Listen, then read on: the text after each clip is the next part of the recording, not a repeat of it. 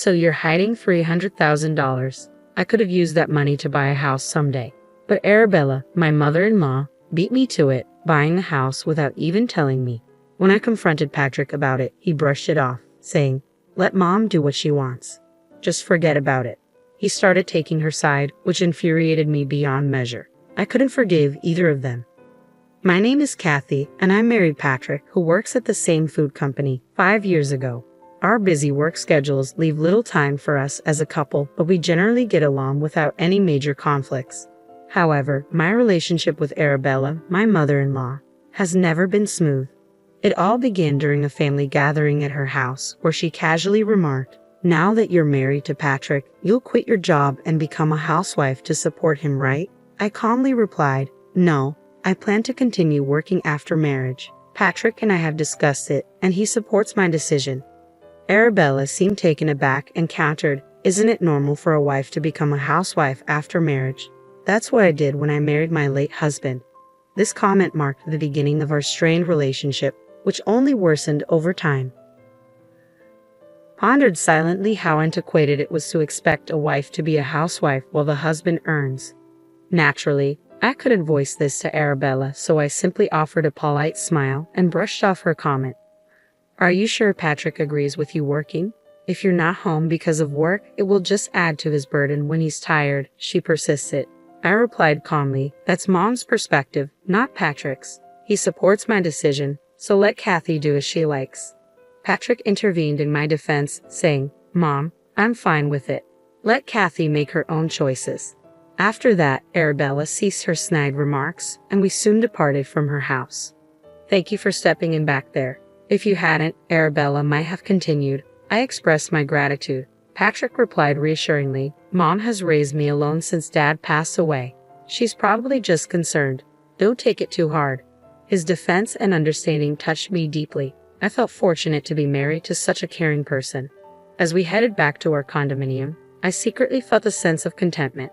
Though we had been living together for 5 years, Patrick surprised me one day by suggesting Arabella move in with us. Hey, considering how busy we both are with work, I thought maybe Mom could live with us in the condo. I hesitated, replying honestly, I'm not sure about that idea." Patrick immediately understood, saying, "I see. Sorry for bringing it up so suddenly. Forget I mentioned it." I absolutely couldn't agree to the idea of suddenly living together. Thankfully, Patrick acquiesced easily, and I felt relieved that we wouldn't be sharing our space with Arabella. About a week after Patrick had brought up the idea, I had a particularly hectic day at work and didn't return to our condominium until after 9:00 p.m. "I'm so tired. Maybe I should whip up something for dinner," I muttered to myself as I reached for the doorknob, only to find it already unlocked. Patrick must have gotten home earlier than usual today. Normally, he texts me when leaving work, but it seemed he'd forgotten this time. Without much thought, I entered the apartment. Woo a day. "Oh, you're back," a voice greeted me unexpectedly. "Huh? Arabella, you're here. Where's Patrick?" I asked, bewildered. "Patrick hasn't returned yet. He gave me a spare key, so I let myself in," she explained casually. "A spare key? I had no idea," I stammered, taken aback by her sudden presence, unable to conceal my surprise. "Stop standing there. Can you make dinner? I've been waiting for you to get home," Arabella demanded as soon as I entered. "Ha, Arabella, haven't you eaten dinner yet?" I asked, surprised. "No, I haven't. It's quite audacious to barge into someone's home and expect dinner," I thought to myself, but couldn't bring myself to rudely send her away. "Ah, I see. Okay, I'll make something simple. Is that okay?" "Just a moment. Are some groceries missing? Did I use that much?" I wondered aloud, noticing the fridge seemed emptier than yesterday. "Anything simple will do. Just hurry up, dear. I'm famished," Arabella insisted. "Please wait a moment. I'll whip something up quickly," I replied, rushing to prepare dinner for her. "Thank you. Let's see how it tastes," Arabella commented after tasting the soup I had made. "What is this? It's terrible." "Ha! What did she just say? Did she really call my soup terrible?" I thought in disbelief. "I said it's terrible. Did you not hear me?" Arabella repeated sharply. "I heard you. It wasn't a misunderstanding," I responded firmly, trying to keep my composure. "You're always so busy with work. That's why you can only manage to cook this kind of meal." You should quit your job and become a proper housewife. Arabella continued, her resentment clear. But Patrick always tells me he loves my cooking. Perhaps he's just trying to please you. Can't you see that? I retorted, feeling frustrated by her persistent criticism. Arabella continued to make snide remarks for about an hour, expressing her disapproval of my decision to work after marriage. I'll be dropping by occasionally. Make sure you keep the house in order, she concluded before finally leaving. After venting her frustrations, Arabella left my home seemingly relieved. 30 minutes later, Patrick arrived. Hey, did you give Arabella a spare key? I asked. Yeah, I did. Patrick confirmed. Why? I questioned, feeling exasperated. She showed up out of nowhere today, complained about the food I made for her, and then left. It's all right. These things happen, Patrick replied calmly. What kind of response is that? She comes unannounced. It's ridiculous, I retorted. I don't know what else to say. Maybe it was a mistake giving her the key, Patrick admitted. Exactly, and now I'm supposed to tolerate her criticism about the meal I prepared? I exclaimed. This all happened because you gave her that spare key. My words seemed to strike a nerve with Patrick, who suddenly grew angry. Maybe you should have just agreed to have Mom live with us. I'm tired. I'm going to bed. I don't need dinner, he snapped. Am I to blame? Wasn't it you who agreed it was a bad idea? I shot back, feeling hurt by Patrick's unexpected reaction. The following day, and every day after that, Arabella continued to visit our home, criticizing everything from cleanliness to laundry. Enduring her daily complaints might have been bearable on its own. However, a week into Arabella's frequent visits, I noticed something odd. The groceries are disappearing again, and the detergent I had stocked up on is gone too, I remarked, puzzled by the sudden disappearance of household items. Our condominium and Arabella's place were just a 10-minute walk apart. It seemed strange that groceries and everyday essentials were disappearing daily. Reluctantly, I began to suspect Arabella might be sneaking in and taking them. Arabella, have you been taking things from our house? I finally mustered the courage to ask one day when she came over. I hoped it was all a misunderstanding, but her response dashed that hope. Oh, so you found out, Arabella admitted nonchalantly. You can't just take things without asking.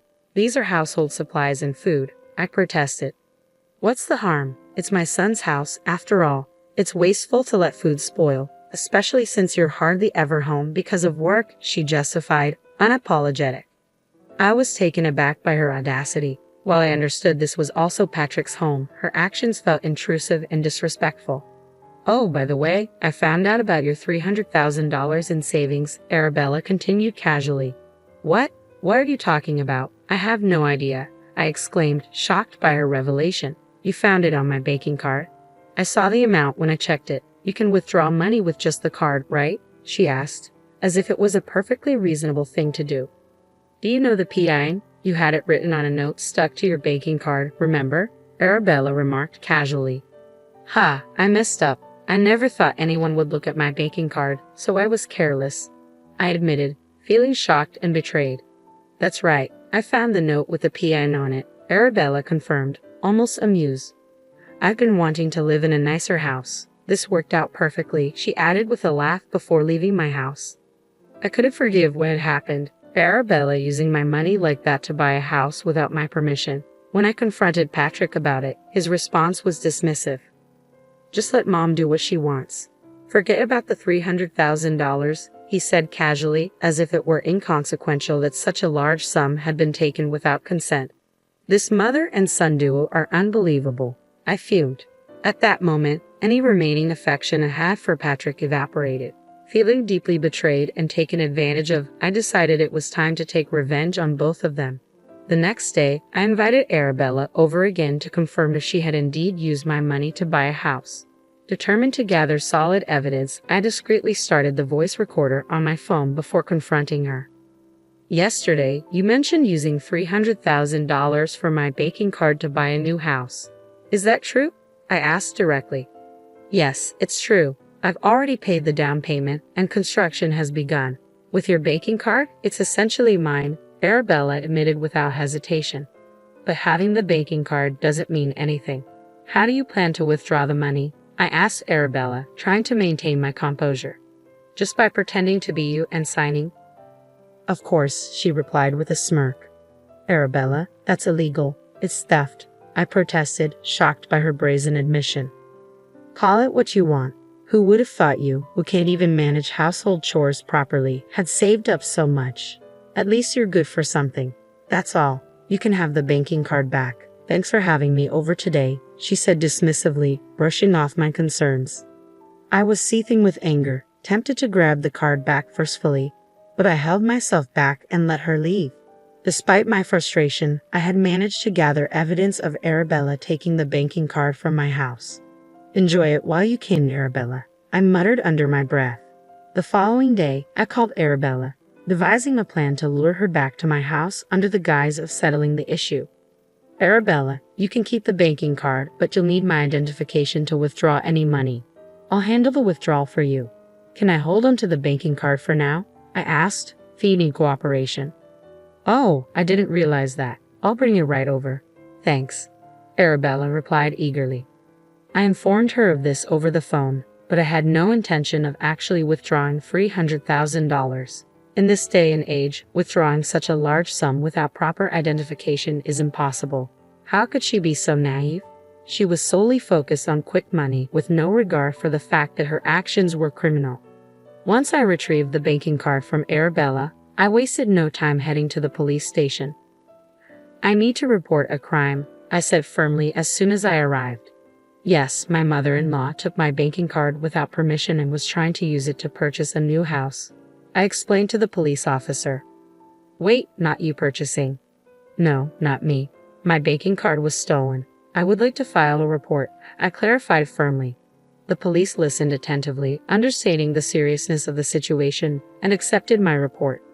Later that evening, I informed Patrick that I had filed a report with the police. I told the police about Arabella stealing my banking card. She might get arrested soon. I informed him. What? Why would Mom get arrested by the police? Patrick reacted with surprise. Don't you understand that what Arabella is doing is a serious crime? I responded, frustrated by his lack of concern. Even so, did you have to involve the police? It's pointless talking to you. You always say we should let your mom do as she pleases. Why should I just hand over a large sum of money to her? Patrick countered defensively. How can you speak of your mother-in-law like that? I shot back, hurt by his dismissive tone. Just because she's my mother-in-law, does that mean she can do anything? If she tried to harm me, should I just accept it quietly? It's absurd. I didn't save up all this time just to hand it over to Bella, I exclaimed in frustration. Well, she's enough of an old hag for sure, Patrick retorted sharply. Hearing his harsh words, I was taken aback. Patrick stormed off to his room. When he returned to the living room, he thrust divorce papers at me. I never expected you to say something like that. Sign this, he demanded, his tone cutting through the air. I never imagined. You always had these papers ready, I responded quietly, stunned by his sudden reaction. Well, if that's how you feel, then so be it. I'm tired of this anyway, being threatened, I said, my voice trembling slightly as I reached for the papers. Patrick seemed surprised by my swift agreement. After signing the papers, I handed them back to him, silently displaying the divorce agreement. Here, this is what you wanted, right? I handed Patrick the signed divorce papers with a mix of resignation and sadness. But yes, Patrick replied quietly. Then I'll file these, I said, trying to keep my voice steady despite the ache in my chest. He took the papers without another word, his expression unreadable. After our brief exchange, he hurriedly left the house in the middle of the night. I suspected he went to Arabella's house. 20 minutes later, my phone rang. Hello. What do you want? I answered tersely, not hiding my frustration. It was Patrick on the other end. I told Mom about the police report Kathy filed. Patrick said, his voice tense. Yes, so, I replied sharply, unsure where this conversation was headed. Can you withdraw the report, please? Patrick requested, his tone pleading. What? No way? There's no chance I'm withdrawing it, I exclaimed firmly, resolute in my decision. Regretting it now, fake remorse doesn't change anything. She would do the same thing again, I muttered to myself, feeling betrayed and angry. As expected, Patrick called again shortly after. What now? I don't have anything else to say to you, and I was just about to go to bed, I said wearily, tired of the drama. I'm sorry, I didn't mean any harm, the voice on the other end said softly. It wasn't Patrick, it was Arabella. She was crying and apologizing. But did she really think that would make everything okay? Just because you're crying and apologizing doesn't mean I'm going to forgive you, I retorted, unmoved by her emotional display. And how can you say you didn't mean any harm? You deliberately took my banking card. I continued, frustration evident in my voice. But I really wanted a house. I've been living in an apartment all this time, so you thought it was okay to use someone else's money for that reason. You're really despicable, I added, feeling the weight of her actions. Why should I give my money for such a trivial reason of hers? It's completely incomprehensible, I concluded, disbelief and anger coloring my words. Then you should have asked your son, I replied firmly. My son doesn't have the money. Arabella countered defensively. Yes, I know. Despite our dual income, I manage our household finances. That's why when I saw the $300,000 in your banking card, I was tempted, Arabella confessed. I see. But understanding isn't enough, you realize? I emphasized sternly. Please reflect on your actions in prison. That money was hard-earned long before I married your son. Forgiving you just because you were tempted is unthinkable, I continued, my voice growing colder. I was about to end the call, but Arabella persisted. Wait, I have a request, she pleaded. A request? That's audacious, I remarked skeptically. I already paid the down payment as I mentioned. I used $100,000 of my savings. I can halt construction now. Could you lend me the remaining $300,000? I promise to repay, Arabella proposed desperately. How delusional are you? There's no way I would lend you that money. You not only stole a banking card but also groceries and daily supplies. I can't trust you to repay, I responded firmly, ending the conversation decisively. But what should I do? That's not my problem, Arabella's voice pleaded through the phone. You figure it out, but I can't get a loan at my age, I replied sternly. That's entirely your fault for relying on someone else's money. Ask your son to take out a loan for you, I retorted, a hint of amusement creeping into my voice at Arabella's predicament. I couldn't help but chuckle at the thought of Arabella's panic. I've said everything there is to say. Maybe it's time to hang up the phone now, I stated firmly, ready to end the conversation.